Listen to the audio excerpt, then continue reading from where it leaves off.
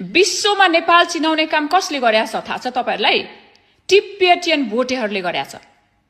मैले यो जात जोडे हैन, म यो जात पनि अब भन्दिन, टिब्बेटियनहरुले गरेछ। र उहाँहरु नेपाल आउनुहुन्छ भने उहाँहरुलाई थपक्क हाम्रो नेपालको पासपोर्ट दिदा हुन्छ। त हिचकिचाउनु पर्दैन है यसमा।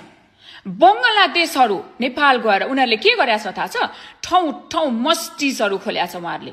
नेपाललाई चिनाएको छ। अब हेर्नुहोस्, यही तरिकाले गयो भनेदेखि 30 वर्ष पछाडी नेपालमा हामी सबैले इस्लाम धर्मलाई अंगालो हाल्नुपर्छ। त्यही हो कुरा। यो भयो धर्मको कुरा। तर मैले भन्न खोजेको कुरा चाहिँ तेन्जिङ शेर्पाले खाली खुट्टाले माथि गएर नेपाल संसारमा चिनाउनु भएको छ। को उहाँ? कहाँबाट आउनु भएको? माथि जुनबाट खस्या त होइन होला। तपाई 4000 5000 माथि जानुहोस्, तपाईलाई तातो पानी कसले दिन्छ? त्यो ठाउँमा अरु जात अरु उहाँहरु त त्यो तिब्बतमा जन्मिनु, उहाँहरुलाई थाहा छ के त्यो ठाउँमा कसरी बाँच्ने उहाँहरुले सिक्नु भएको छ। त्यो माइनस 30 डिग्रीमा बस्ने कसरी भनेर उहाँहरुले सिक्नु भएको छ। र उहाँहरुले हाम्रो नेपाललाई संसारभरि फेमस गरेर विदेशीहरुलाई पर्फेक्ट सर्भिस दिनु भएको छ। त्यही कारण विदेशीहरु नेपालमा जानुहुन्छ र नेपालको टुरिस्ट बढाउने को सबैभन्दा ठूलो हात टिब्बेटियनहरुको छ। बुद्ध धर्म हाम्रो देउता हैन?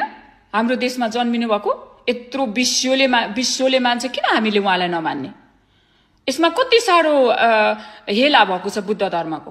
यसो विचार गर्दा त उहाँकै आँसु लाग्यो होला सबैजनालाई।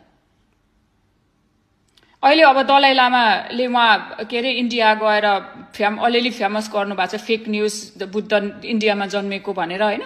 तर जे होस् जस होस्, अहिले जति पनि टिब्बेटियनहरु हाम्रो नेपाल आउनु भयो भने खुरुखुरु पासतिर गरेपछि उहाँहरुले बुद्ध धर्म मान्नुहुन्छ र उहाँहरुले नेपाललाई धेरै माया गर्नुहुन्छ। यो चाहिँ बुझ्नुहोस् के नेपाल उहाँहरुलाई नि यस्तो माया गर्नुहुन्छ नि नेपाललाई, अरु कसैले पनि उहाँहरुले जति माया अरूले गर्दैन। गर्ने भए त त्यो माथि बसिहाल्थ्यो नि अरूहरु पनि। त्यो तल के अरे त्यो तातो कुर्सीमा हैन आनन्दले बसेर भाषण गरे जस्तो हुँदैन त। त्यहाँ माथि त्यहाँ चिसोमा के अरे -30 डिग्रीमा बस्दाखेरि त्यो पनि हिनेर जानुपर्छ कति दिन। कमसे कम अलिकति हैन तपाईहरु पनि बुझ्दिनुहोस् के यसको लागि। त्यसले गर्दाखेरि प्लिज हैन उहाँहरुलाई हामीले रेस्पेक्ट गरौं, पाहुना एकदम गेस्ट भनेर हामीले मानौं। किनभने टिब्बेटियनहरुबाट हामीले यो सिक्छौं कि काम गर्ने उहाँहरु जागरिया हुनुहुन्छ, इन्टेलिजेन्ट हुनुहुन्छ, उहाँहरु बसेर खाने मान्छे होइन के। नेपाल सरकारलाई भिख मागेर बाटोमा टिब्बेटियनहरु कोही बाटोमा माग्न बस्याछ भन्नुस्? कोही पनि छैन। को बस्याछ उ पशुपतिको छेउमा भन्नुस् त?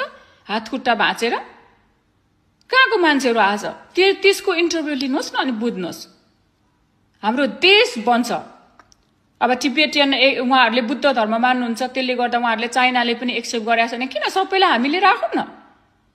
ठाउँ छँदैछ त्यत्रो माथि, हिमाल सबै खाली छ, पहाडी जिल्ला सबै खाली छ। कति राम्रो हुन्थ्यो जाँदाखेरि। शान्त स्वभावको हुनुहुन्छ।